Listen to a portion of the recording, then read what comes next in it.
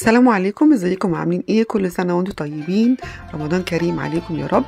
النهارده هنعمل مع بعض كنافه جميله جدا وطريه ومن جوه محشيه القشطه الكدابه او المهلبيه. بجد طعمها طلع تحفه تحفه. عايزه اقول لكم يعني مش هحلف ولا حاجه، بس جربوا الطريقه وهتطلعوا كنافه طريه وجميله وتحفه جدا زي اللي بتجيبها من بره بالظبط. انا كنت بقطعها معاكم عشان اوريها لكم. طعمها بجد وريحتها كده تحفه.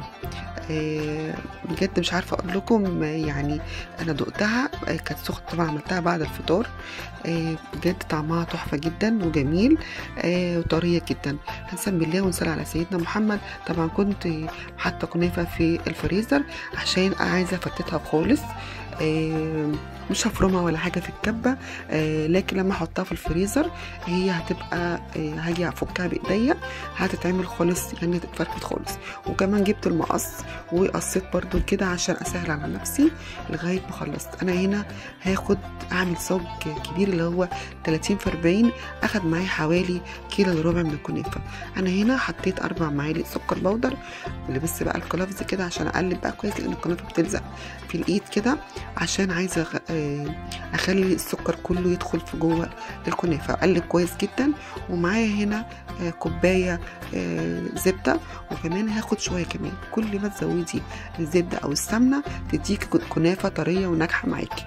عايزه اقول لك السر الوحيد بتاع الكنافه بتنشف منك ليه؟ بتكوني مقلله الماده الدهنيه بتاعتها. لازم كل ما تزودي السمنه، مش مشكله ممكن بعد كده تصفيها. انا هنا حطيت كوبايه وربع من السمنه، وكنت كمان محتاجه حوالي ربع كوبايه تاني او معلقتين كمان، بس هي طلعت طريه جدا وحلوه. لكن عايزاها اطرى من كده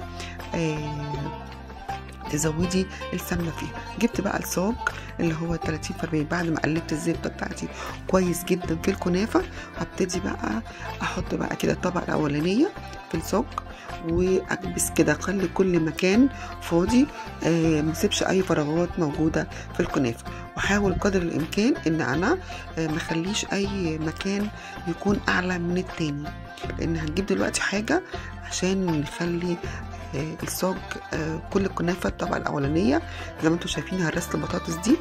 ببتدي ان انا اضغط بايدي علشان اخلي كل الصاج الطبقه الاولانيه تكون كلها متساويه، ما يكونش في مكان اعلى من التاني. كل ما الاقي مكان فيه فراغ او فاضي شويه عن باقي الصاج احط من الكنافه واضغط بايدي كويس لغايه ما اخلي الكنافه بمستوى الصاج.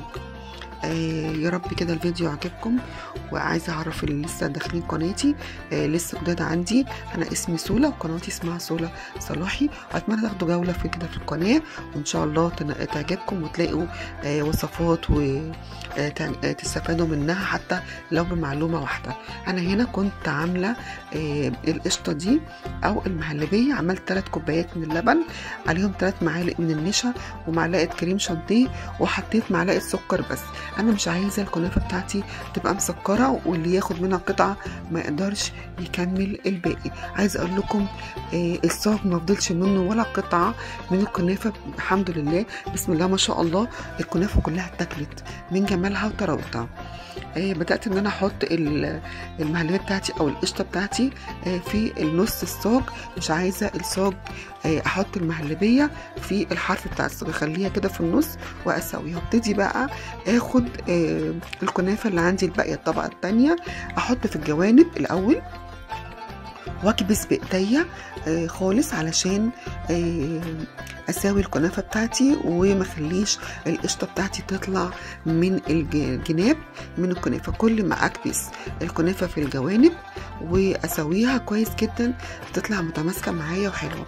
وابتدي بقى احط على الطبقه على القشطه بتاعتي كده الكنافه، بس اضغط بالراحه خالص علشان ما اطلعش الكنافه القشطه بتاعتي بره الكنافه وتبص كده منها. هبتدي املى الفراغات وبالراحه كده بايديا واساوي خالص، وتطلع معايا الكنافه ملساء جدا وناعمه وشكلها متناسق وحلو. في غلطة كده أنا غلطتها، كنت عايزة أزود شوية زبدة لكن ما سيحتهاش في أول الحلقة. الفيديو لو شفتوا في نقط كده غامقة على الكنافة، النقط دي اللي هي قطع الزبدة اللي أنا حاولت إن أنا أحطها، فلما دخلت الفرن عملت اللون اللي انتوا شايفينه ده، لكن ما أثرتش عليها ولا أثرت إن يكون طعمها في حاجة ولا أي حاجة، مفيش أي حاجة. فاللي عايزه اقول لك لو انت عملتي نفس اللي انا عملته، لا حطي زبده او سمنه سيحيها وحطيها على وش الكنافه. لو انت عايزه تزودي السمنه او الماده الدهنيه او الزبده اللي انت هتحطيها سيحيها وحطيها، مفيش مشكله، ما تحطوهاش قطعه زي ما انا حطيتها على جوانب الصينيه. انا كده خلصت الصينيه خلاص، وهدخلها طبعا مسخنه الفرن، هدخلها على الرف اللي تحت زي ما انتوا شايفين. طلعت دي النقط اللي انا بكلمكم عليها اللي انا كنت حطاها بتاعت الزبده. عايزه اقول لكم بقى انا ما عملتش شربات ولا حاجه، اللي هو السيرم ده عندي من السنه اللي فاتت، حطاه في باب التلاجة، طلعته. بجد طبعا لازم الكنافه تكون سخنه ويكون عندي الشربات يكون بارد، ما يبقاش هما الاتنين سخنين، يعني يكون دافي كده شويه. والكنافه تكون لسه طالعه من الفرن، هتلاقيها كده بتبقبق معاكي وانتي بتحطي السيرب بتاعك. طبعا بحاول كده انزل السيرب بتاعي او الشربات عشان يبقى يدخل كله في جوه الكنافه، وهغطيها بقى بنفس الصينيه اللي قدها، الصاج اللي قده هغطيها شويه عشان تاخد بقى كده وتبقى طريه وجميله متنشفش معايا. زي ما انتوا شايفين كده طريه جدا وجميله بجد. طبعا بقطعها بقى معاكم، قطعي زي ما انت عايزه الحجم اللي انت عايزاه. انا بقطعها كده قطع مربعات، مش ولا كبيره قوي ولا صغيره قوي، وبجد طلعت طعمها تحفه تحفه بجد. نفسي تجربوها وعايزه اعرف رايكم في الكومنتات، ولو بتعملوها بنفس طريقتي برضو قولولي، ولو بتابعوني من اي بلد عايزه اعرف بتابعوني من اي بلد. اتمنى يا رب الفيديو عجبكم، كنت بوريكم بقى الكنافه طعمها بجد تحفه جدا وطريه. اشوفكم على خير ان شاء الله، وكل سنه وانتم طيبين.